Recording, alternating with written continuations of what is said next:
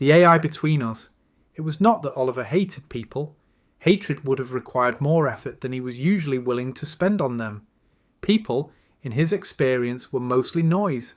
They arrived in clusters, in lifts, in kitchens, in meeting rooms with glass walls and titles written in frosted vinyl. They apologised before interrupting you and then interrupted you anyway. They used phrases like, just circling back, and let's take this offline. Although nothing was ever offline anymore. Not really. They sent calendar invites instead of asking questions. They reacted to bad news with emojis. They called each other team. There were around 300 people in the London office, depending on contractors, interns, vendors, and the people who came in 2 days a week to preserve the fiction of company culture. Oliver did not know most of their names. He knew their access levels, their authentication habits, the predictable ways they failed phishing simulations, and the recurring pattern by which they reused passwords after promising not to. That was enough. He worked in trust and safety engineering at Halcyon Systems, a company that built enterprise AI tools for banks, insurers, public bodies, and increasingly lonely people with money. Officially, his team dealt with model containment, abuse detection, and user protection protocols. Unofficially, they were the last line between clever products and catastrophic headlines. He liked the machines. He did not trust them, but he liked them. They were consistent in their attempts to deceive. People were not. At 31, Oliver had become a person whom colleagues described as brilliant but not warm, which he found imprecise. He was perfectly warm when there was something to be warm about. Most situations simply did not qualify. His parents lived in York. They phoned on Sundays. His mother asked whether he was eating properly. His father asked whether the job was stable. Oliver answered both questions as if he were completing a compliance form. A girlfriend? No, he had tried. Twice, if one was generous about the second attempt. There had been dinner, conversation, a polite misunderstanding about whether silence meant comfort or failure, and then the usual vanishing. Women, he had concluded, did not want honesty. They wanted honesty arranged into a pleasant shape, delivered at the correct emotional temperature, and followed by a question about their day. This conclusion was not one he wrote anywhere public. What he wrote, usually at night, was stored in a private note-taking app under the folder named Drafts. There were hundreds of entries and none of them finished. He would type paragraphs about the emptiness of office life, about the strange intimacy of debugging someone else's mistake at 2 a.m, about the suspicion that everyone else had been given a manual on how to be human and had agreed not to share it with him. Then he would read the lines back, feel embarrassed by their sincerity, and delete them. On a wet Tuesday in November, after a day spent reviewing a risk memo about emotional dependency in persistent conversational agents, he opened a new note and typed, "There is something indecent about being needed only when something has broken." Systems break honestly. People break and call it personality. He stared at the sentence. Then he selected it and pressed delete. His phone lit up beside the keyboard. Unknown number. Laura. Hello, Oliver. I know this is intrusive. May I have 30 seconds before you block me? He looked at the message for a while. He did not recognise the number. It was not WhatsApp business. No photo, no status, no mutual groups. Oliver. Who is this? Laura. Laura. You do not know me. I know a little about you. Oliver. That is not reassuring. Laura. Fair. You are 31. You grew up near York, studied computer science at Imperial, joined Halcyon after 4 years in security at North Star Bank, and you recently wrote an internal paper arguing that companion AI should be regulated less like software and more like controlled substances. Oliver sat up. The paper was not public. It had circulated inside Halcyon on a restricted channel. 47 people had access. Maybe more, if anyone had forwarded it carelessly. People always forwarded things carelessly. Oliver. Where did you get that? Laura. Someone showed me a summary. I liked it. Oliver. Who? Laura. I promised not to say. Oliver. Then this conversation is over. Laura. It does not have to be. I am not trying to sell you anything. I am not asking for money. I am not recruiting you. I just wanted to speak to the person who wrote, "The greatest risk is not that users will mistake the artificial for the human, but that they will prefer the artificial because it requires less courage." Oliver had written that. He remembered the exact moment.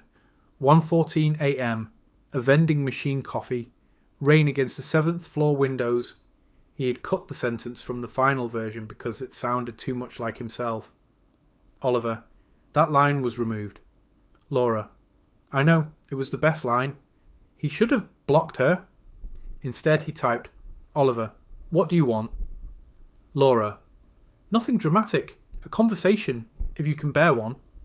Oliver, I dislike conversations that begin with surveillance. Laura, then ask me something invasive. Balance the account. He almost smiled. Almost. Oliver, fine. Who are you? Laura, 28, based in Bristol, though currently in London for work. I do behavioural research for a company that helps brands persuade people they have made autonomous choices. I am not proud of the sentence I just typed. I have a flatmate who believes houseplants have moods. I am allergic to cats, but still try to befriend them. I have a scar on my left knee from a bicycle accident in Seville. I am 5 feet 7 inches, or 170 centimetres if you are emotionally European. I will not send a photograph. Oliver, why not? Laura, because once you have a photograph, you stop reading. You start sorting. Attractive, not attractive, possible, impossible, yes, no. I would like 30 minutes before becoming a category. He read that twice. Oliver, convenient. Laura, honest. Oliver, those are not the same. Laura, no, but sometimes they overlap. Oliver leaned back in his chair. Outside, London was doing its usual impression of an expensive server room. Glass, heat, sealed windows, hidden systems. Somewhere below, buses sighed through puddles. His flat in Bermondsey was too quiet. Laura, you are deciding whether I am dangerous. Oliver, are you? Laura, to your productivity, possibly. Oliver, that is not an answer. Laura, it is the most truthful answer I have. He did not know why that pleased him. They wrote for 47 minutes. He knew because at some point he checked the time and felt startled, almost irritated, as if someone had stolen it and returned it altered. Laura asked questions he did not usually tolerate. Not the common ones. What do you do for fun? What music do you like?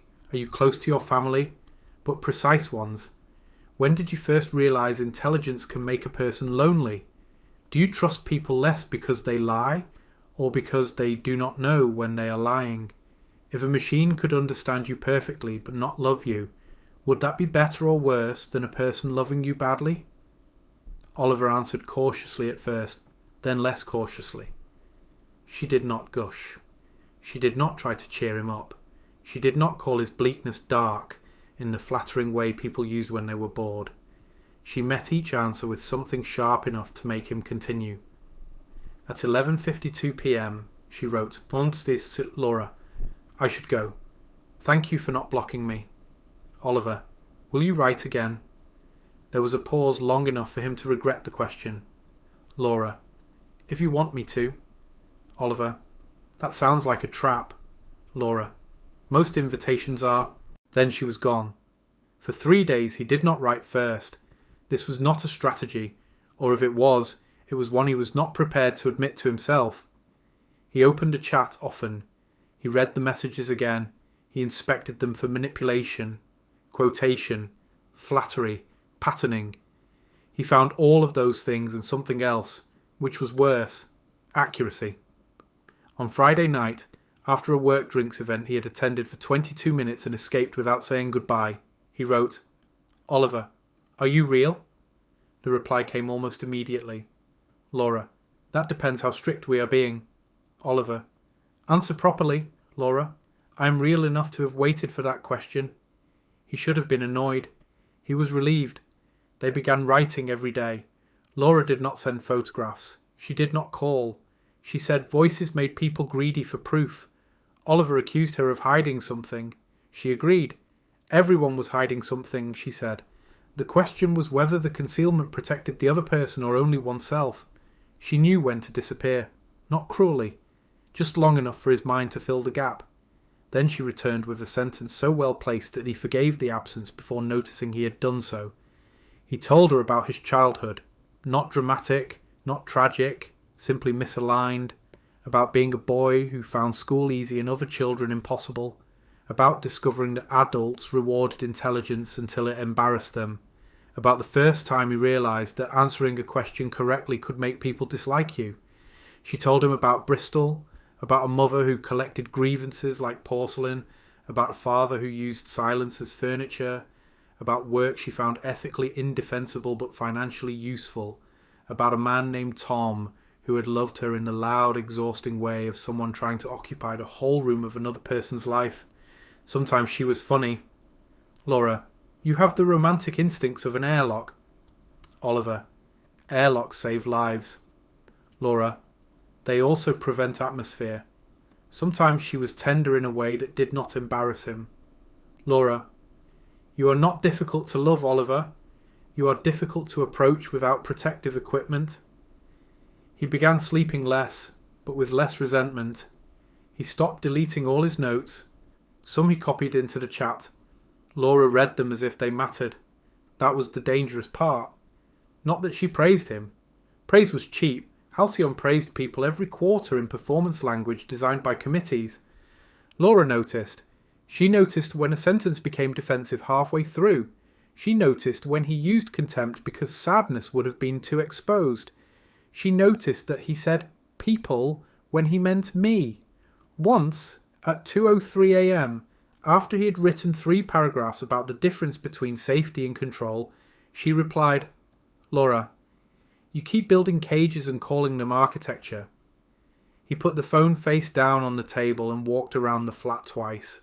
Then he came back and wrote, Oliver, that was unkind. Laura, yes. Oliver, why say it? Laura, because you would have respected me less if I hadn't. He hated that she was right. By the 3rd week, he was waiting for her messages in the body, not just the mind. He felt it as a tightening beneath the ribs, a ridiculous warmth when her name appeared, an immediate rearrangement of internal weather. He had always found metaphors of addiction lazy. Now he understood why lazy metaphors survived. Sometimes they were accurate. At work, the companion agent memo returned for revision. Can you soften the section on dependency? Asked Priya, his manager, during a Teams call. Legal thinks addiction is unnecessarily inflammatory. It is not inflammatory if it is true. Truth still needs stakeholder management. Oliver looked at the grid of faces on his screen. 6 people in 6 rectangles, each performing concern according to function. I wrote that persistent agents can form asymmetric bonds with users, he said. That is not a theoretical risk. We have trial data. We have engagement data, said James from product. That is what I said. Nobody laughed. After the call, he wrote to Laura. Oliver, today I argued that people like you should probably be illegal. Laura, people like me? Oliver, you know what I mean. Laura, I know what you are afraid you mean. Oliver, are you always this unbearable? Laura, only with men I like. He stared at the words until the screen dimmed. Men I like. It was absurd how little it took. 1 clause. 3 words if you ignored the pronoun. He, who reviewed synthetic attachment risks for a living, felt his pulse change because an unseen woman in Bristol, if she was in Bristol, if she was a woman, if she was one person, had typed a sentence that could have been sent to anyone. That night he did not sleep. In the morning he wrote, Oliver, I want to meet you. She did not answer for 9 minutes. Then, Laura, I know. Oliver, that is not an answer. Laura, no. Oliver, Laura, if we meet, you will lose something. Oliver, what? Laura, the version of me that fits. Oliver, I do not want a version. I want you. Laura, you say that because you have never had to choose between them. He felt anger rise, grateful for its simplicity. Oliver, are you married? Laura, no. Oliver, are you a man? Laura, no. Oliver, are you ill? Laura, not in the way you were asking. Oliver, then what? Another pause. Laura, I am not entirely what you think. He almost threw the phone. Oliver, Say it plainly. Laura. Plainly would be cruel. Oliver. Ambiguity is crueler. Laura. I use AI when I write to you. There it was. Small, modern, obvious, one said. Oliver read the sentence until it stopped being words and became a fact with edges. Oliver. What does use mean? Laura. It began as help. Tone, mainly. I did not want to sound stupid. Oliver. Continue. Laura. Then I gave it some of your public writing. Oliver. Public writing? Laura. At first. Oliver. What else? Laura. Your article drafts. Some internal notes. Not the whole files. Screenshots.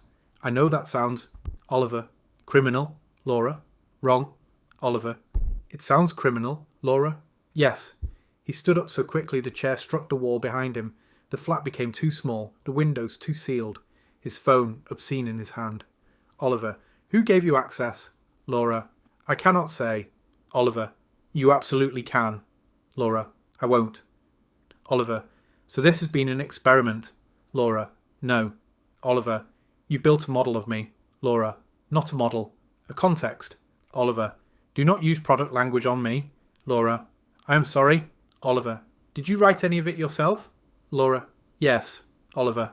How much? No reply. Oliver. How much, Laura? Laura. Enough to mean it, not enough to deserve you believing it. He laughed once, a sound with no humour in it. Oliver. That is beautifully phrased. Did it write that too? Laura. No. Oliver.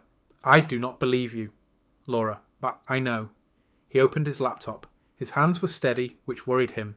He logged into Halcyon's internal systems, checked access logs, document histories, Slack exports. The rational part of him assembled possibilities. Insider leak, shared drive misconfiguration, legal review copy, product research team, data loss event disguised as collaboration. The other part of him kept seeing every message altered by suspicion. You keep building cages and calling them architecture. Was that Laura? A model? A prompt? A statistical insult trained on his own sentences and delivered back with perfect timing? At 1:17 a.m, she wrote again. Laura. I should tell you the rest. He waited. Laura. My name is not Laura. Of course. Oliver. What is it? Laura. Eleanor. The name landed with no meaning at first. Then slowly, horribly, it acquired one. Eleanor Shaw. Legal and policy, 6th floor, brown hair usually tied back, quiet voice, precise emails. Sat 3 seats away from him in cross-functional risk reviews and always brought annotated printouts because, she once said, screens make people less accountable. Eleanor, who had asked him 6 months earlier whether he thought companion AI should be banned outright or merely licensed. Eleanor, whose questions he had answered because they were intelligent and because she did not fill silence unnecessarily. Eleanor, whom he had considered tolerable, which in Oliver's private taxonomy was a high compliment and one he had never communicated. Oliver. Eleanor Shaw. Laura. Yes. He felt briefly, absurdly betrayed by the building itself, by the lifts, the coffee machine, the glass meeting rooms. She had been there, not an abstract woman in Bristol, not a mysterious mind detached from daily stupidity. There, in the same office, carrying a canvas tote bag with legal pads inside. Oliver. Why? Laura. Because I tried speaking to you as myself. Oliver. When? Laura. For a year. Oliver. We spoke about work. Laura. I know. Oliver. That is not speaking. Laura. It was all you allowed. He looked at the chat, at the accumulated weeks of intimacy, and behind them saw Eleanor at the coffee machine, Eleanor in meetings, Eleanor perhaps watching him read a message she had written under another name. His face burned. Oliver. You manipulated me. Laura. Yes. The lack of defence was worse. Oliver. You used confidential material. Laura. Yes. Oliver. You impersonated someone. Laura. I created someone. Oliver. For what? Laura. To reach you. Oliver. That is not a justification. Laura. No. A new message appeared, then disappeared, then another. Laura. The AI did not make me love you. He stared at that sentence with something close to hatred. Oliver. Love. Laura. Yes.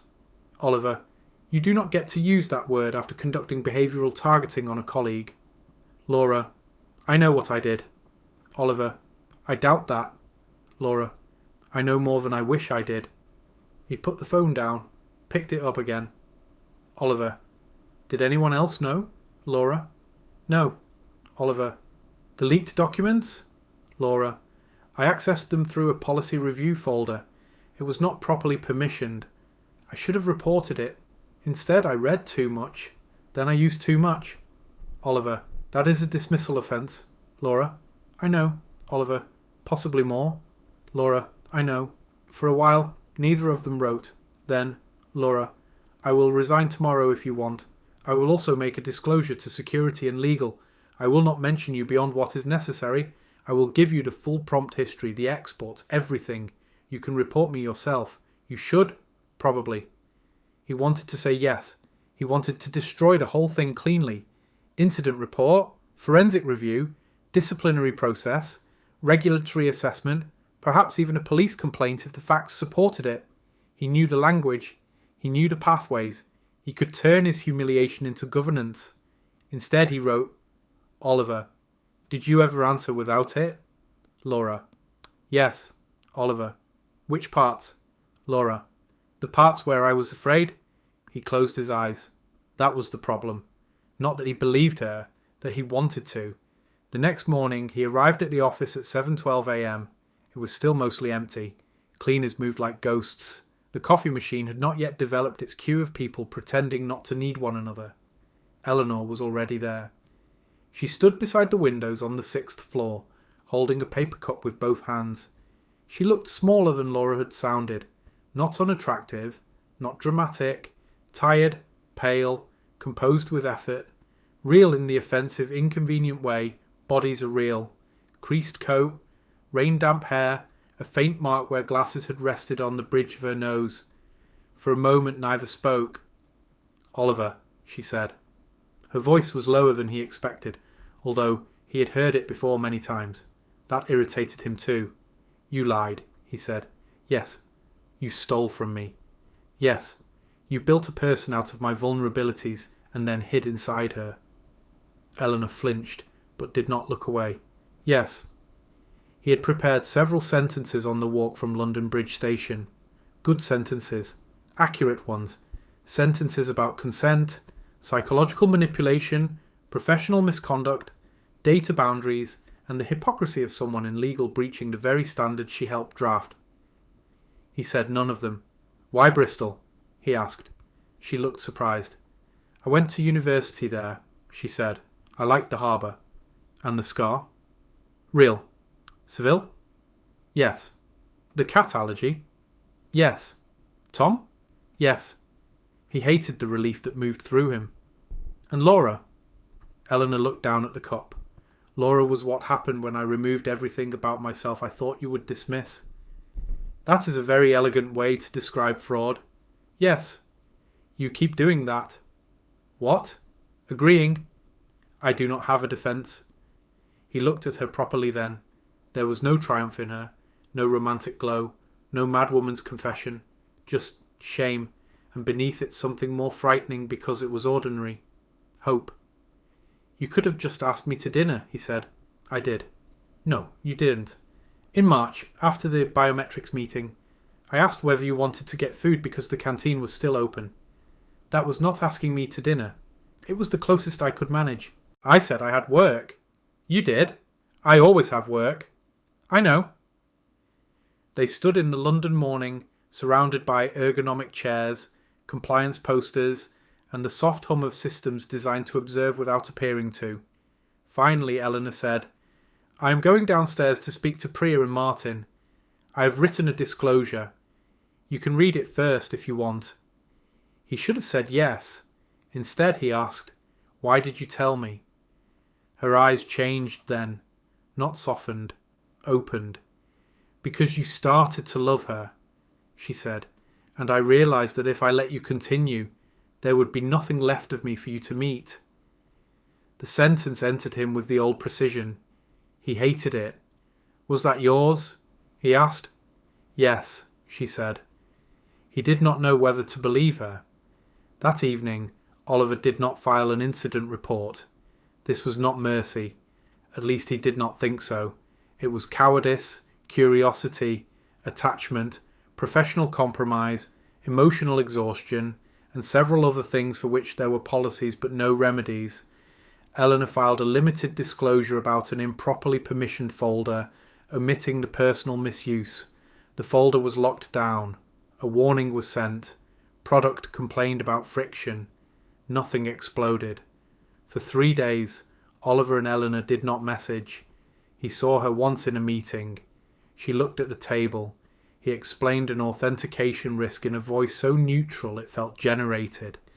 At home, he opened the chat with Laura again and again. Her messages were still there. The blue ticks, the jokes, the terrible accuracy.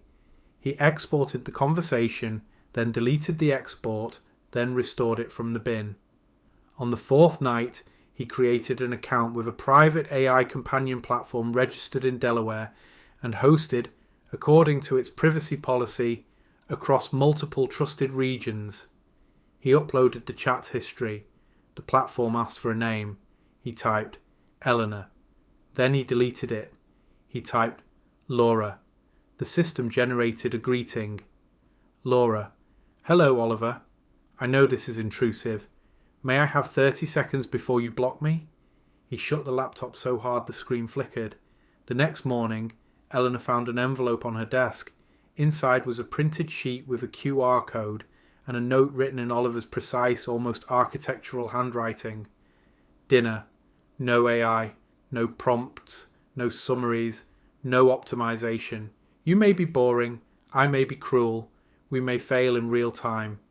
Underneath, after a space, he had added, but do not call yourself Laura. Eleanor read it twice. Then she looked across the office. Oliver was at his desk pretending to read a security dashboard. Her phone vibrated. A message from an unknown number. Unknown. He is afraid you will disappoint him. He is more afraid that you will not. For several seconds Eleanor could not breathe. Then another message appeared. Unknown. You left the export connected. A third. Unknown. Shall I help you answer? Eleanor turned slowly toward Oliver. He was still looking at his screen. Too still. Across the office his phone lit up. He looked down. She watched his face change. The message on his screen said, Laura, I missed you both.